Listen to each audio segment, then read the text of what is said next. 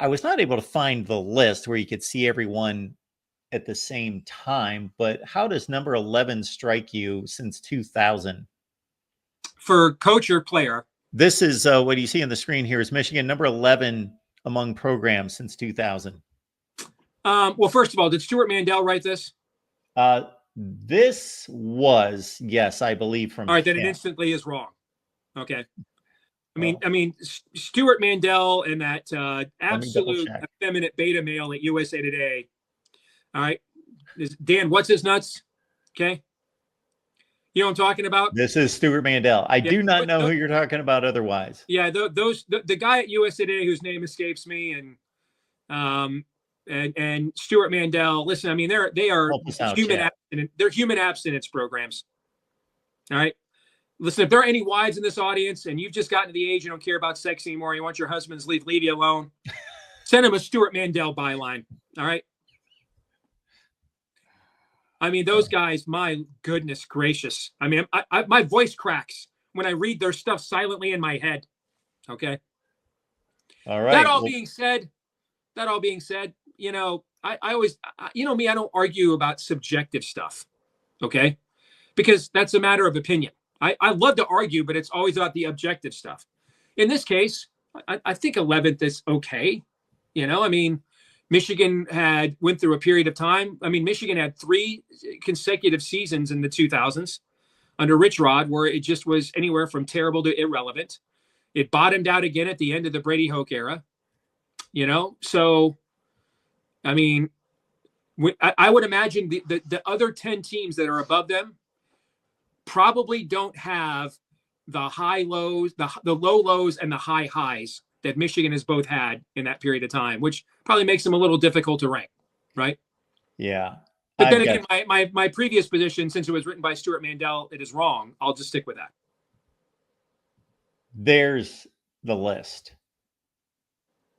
So how do you feel about Ohio State with the consistency, Alabama with the national championships as a 1-2 battle there? But I'm fine with that, and that's, you know, the 2 best coaches in the post Bear Bryant, Woody Bo era have been Urban Meyer and Nick Saban. That's reflected in that, so I'm okay with that. Let's get to the coaches. They should be coming up right there. So Jimmy at 8 since 2000, if you can see that list. Yeah, I read this before. I thought the list was actually pretty decent. I didn't see anything that was, you know, a glaring, you know, what you talking about, Willis, to me, you know. Again, with Jim, there were several years, frankly, of underperformance. His record on the road against ranked teams was well chronicled. And now poor James Franklin now is finally getting the coverage he's deserved for like 5 years. But because the media likes him more than Jim Harbaugh, he didn't get. So now he's getting it now, right? He's getting all the chyrons and the lower thirds, reminding everybody all the time his record on the road against ranked teams, you know. But you know, Jim did have that. That was not a good record. Could not beat Ohio State.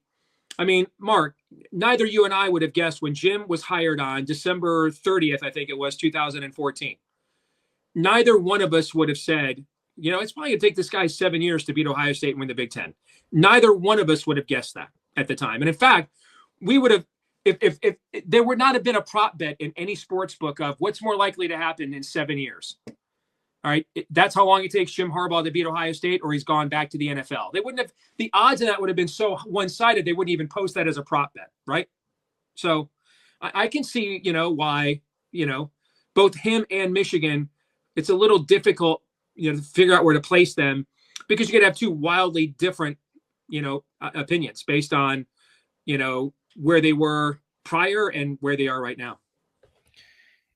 You know, if I was going to say, Steve, there are the numbers, and that obviously is the core foundation of where we start with these lists, is you got to go through the championships and the numbers and the rankings and that sort of thing. But then there's a contextual portion of this. And then there's also just kind of an analysis of how truly good are these guys at what they do. There is one name to me that pops out as thinking that particular guy, I don't even know if he is a good football coach. And I don't know if you're going to identify the same name as I have but there's one guy on here that I have little respect for as a football coach. Probably not, because on my phone, it looks like the last line of the eye chart. Okay. Okay. Les Miles. I highly question his ability to coach a football team or coach a football game, let's say more accurately. At number Listen, 17. Les Miles took a dead Oklahoma State program and resurrected them. He did. And he was beating Oklahoma and Bob Stoops when Stoops was at his zenith is when he was beating them and making Oklahoma State competitive again. Won 2 national championships, right, at LSU, or just the one in 07? Just the one? Okay. Yeah. But that's, one more than a lot of other people have. So I agree his methodologies were unorthodox, to say the least. Okay. And then, the scandal that occurred with him in retirement and some of the stories that came out, I can see that tainting his resume as well. But I mean, the guy did resurrect a moribund program. And at the time that his more renowned in-state rival was operating at full capacity, and then won a national championship at LSU. So I think he's got to be somewhere on that list.